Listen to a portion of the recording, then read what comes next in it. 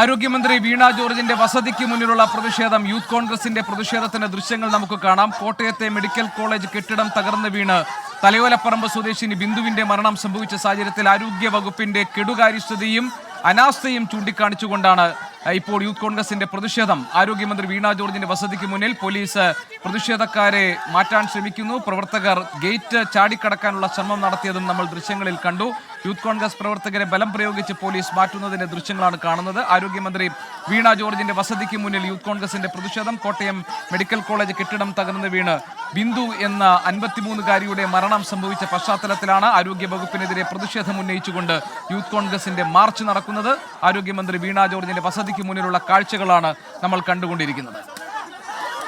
സലീം മാലിക് ഞങ്ങളുടെ പ്രതിനിധിയുണ്ട് വിവരങ്ങളുമായി. സലീം, വിവരങ്ങൾ പറയൂ.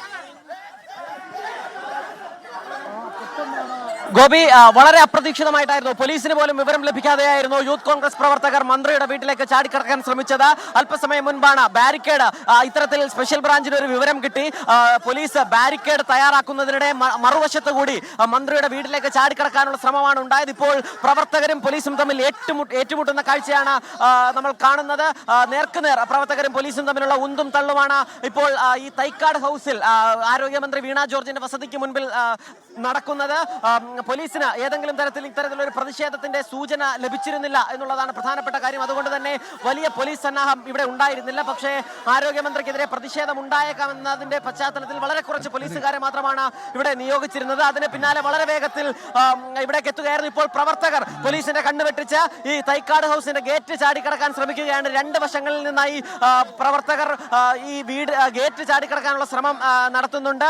ഒരു ഭാഗത്തെ പോലീസ് നേരിടുമ്പോഴാണ് മറുവിഭാഗം തിരുവനന്തപുരത്തെ യൂത്ത് കോൺഗ്രസ് ജില്ലാ പ്രസിഡന്റ് നേമം ഷജീറിന്റെ നേതൃത്വത്തിൽ ഈ ഗേറ്റ് ചാടിക്കടക്കാൻ വനിതാ പ്രവർത്തകർ ഉൾപ്പെടെയുള്ളവർ ഇവിടേക്ക് അത്തരത്തിലുള്ള ശ്രമം നടത്തുകയാണ്. വലിയ രീതിയിലുള്ള പ്രതിഷേധം, തർക്കം പോലീസും പ്രവർത്തകരും തമ്മിൽ ഉണ്ടാവുകയും ചെയ്യുന്നുണ്ട് എന്ന് നമുക്ക് ഇവിടെ നിന്ന് കാണാൻ കഴിയും. കോട്ടയത്ത് ഈ കെട്ടിടം ഇടിഞ്ഞു വീണ സ്ത്രീ മരിക്കാനിടയായ സംഭവം, അത് ആരോഗ്യമന്ത്രിയുടെ വീഴ്ചയാണ് എന്ന് ആരോപിച്ചുകൊണ്ടാണ് യൂത്ത് കോൺഗ്രസ് പ്രവർത്തകർ ഇത്തരത്തിൽ ഒരു മാർച്ചുമായി ഇവിടേക്ക് എത്തുകയും ചെയ്തത്.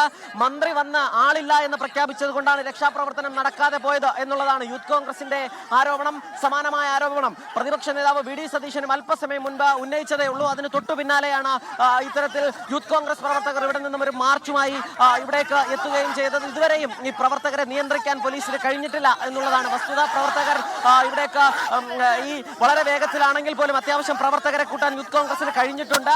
അതുകൊണ്ട് തന്നെ പോലീസ് ഇപ്പോൾ കൂടുതൽ പോലീസുകാരെ ഇവിടേക്ക് എത്തിക്കുകയാണ്. അറസ്റ്റ് ചെയ്ത് നീക്കാനുള്ള ശ്രമവും ഫലം കാണുന്നില്ല. ഒരു നേർക്കുനേർ പോലീസും യൂത്ത് കോൺഗ്രസ് പ്രവർത്തകരും തമ്മിലുള്ള ഏറ്റുമുട്ടൽ എന്ന് പറയാൻ കഴിയുന്ന സ്ഥിതിയാണ് ഇവിടെയുള്ളത്. വളരെ കുറച്ച് ബാരിക്കേഡുകൾ ഉൾപ്പെടെ വളരെ കുറച്ച് മാത്രമായിരുന്നു തയ്യാറാക്കിയിരുന്നത്. ഇപ്പോൾ കൂടുതൽ പോലീസ് ഉദ്യോഗസ്ഥർ ഇവിടേക്ക് എത്തുന്ന സാഹചര്യമുണ്ട്.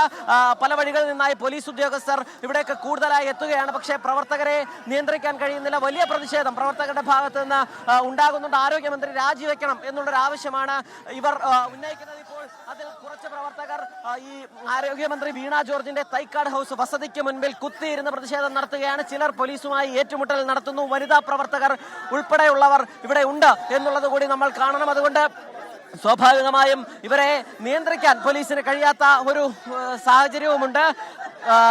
വീണ ജോർജ് രാജിവെക്കണം എന്നുള്ളതാണ് ഈ പ്രവർത്തകരുടെ ആവശ്യം.